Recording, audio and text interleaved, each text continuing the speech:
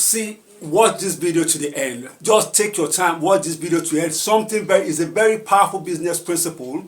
All you just have to do is sit down. If you've ever been betrayed by a friend, if you've ever found yourself in a situation where it looks as if somebody that you trusted turned around and took advantage of something you left in their care, and you feel like fighting back, you felt betrayed, you felt taken advantage of, just watch this video to the end and you will understand that there's a principle in life that makes everything to turn around and work out in your favor no matter what they are planning.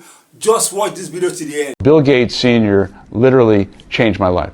And had no reason to do so. No, I had no reason to do it. And the founders of Starbucks Coffee Company, specifically Jerry Baldwin, 2 years before had acquired Peet's Coffee Company. So Starbucks had 6 stores, Peet's had 5 or 6, and it was a tough economic time. And Jerry bought Peet's with mostly debt. And it turns out that Starbucks and Peet's got into financial trouble. And Jerry came to me and said, I decided that I'm going to sell Starbucks and I'm going to keep Peet's and I'm going to move to the Bay Area. And it seems to me if you could raise the money, you're the right guy to acquire Starbucks. So that was great news to me, but I had no money. And at that time I had left Starbucks and formed my own coffee company called Il Giornale. And we were doing pretty well, but I had no money to buy Starbucks. The purchase price was $3.8 million in 1987.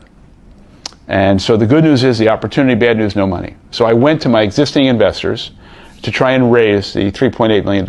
And Jerry said, if you can raise the money in 60, 90 days, it's yours. But at the same time, just to cover myself, I'm going to start talking to other people in case you can't raise the money. Which would have been horrible for you. Yeah, sure.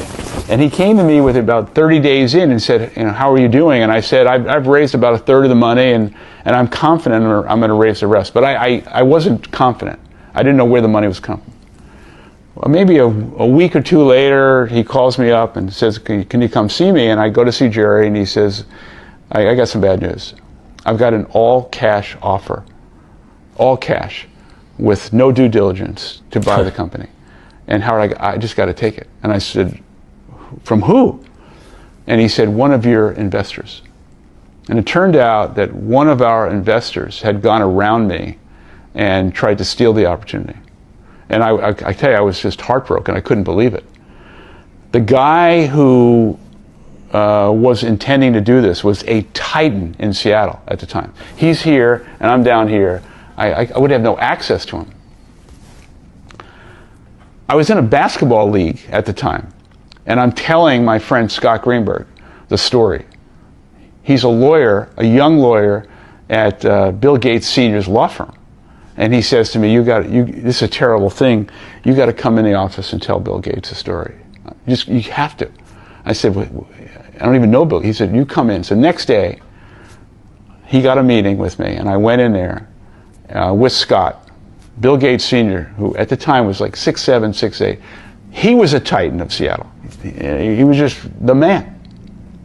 Now, Bill Gates, Microsoft at the time, was a small startup company. No one knew Bill Gates, but everyone knew Bill Gates Sr.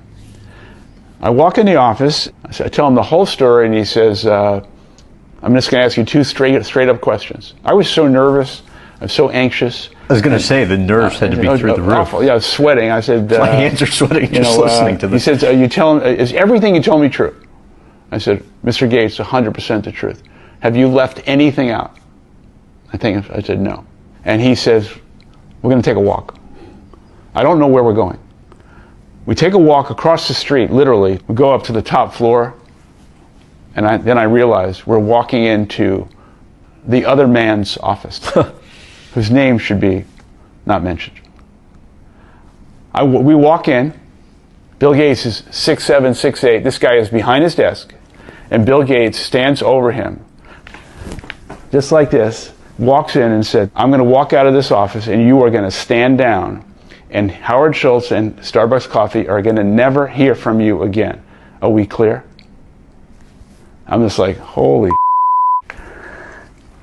And the guy kind of wilts and says, I understand. And we walk out. And I just said, Mr. Gates, what just happened?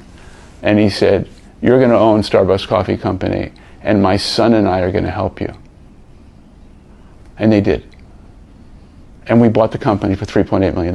Now, Bill Gates Sr. never told a soul what he did for me. And at every opportunity I had throughout the years, I'd find an opportunity to thank him. And he just never he just shrugged it off. Howard Schultz did not take the law into his own hand. You know, he didn't fall victim of trying to fight back. He saw what had happened to him, and he felt bad despite everything that had gone wrong, but he didn't take the law into his own hand. He submitted himself to the process and kept wondering what God was going to do in the process of everything that had happened. And suddenly everything turned around. He never knew Bill Gates Sr. He came out from nowhere. He offered him an help. Howard Schultz calmed down when he saw the way the things were going and kept thinking and kept hoping something positive would happen. And suddenly from nowhere came Bill Gates Sr. Bill Gates Sr. brought Bill Gates Jr. Bill Gates Sr. went to the man, spoke to him directly, and he stepped down, leaving Howard Schultz to buy Starbucks.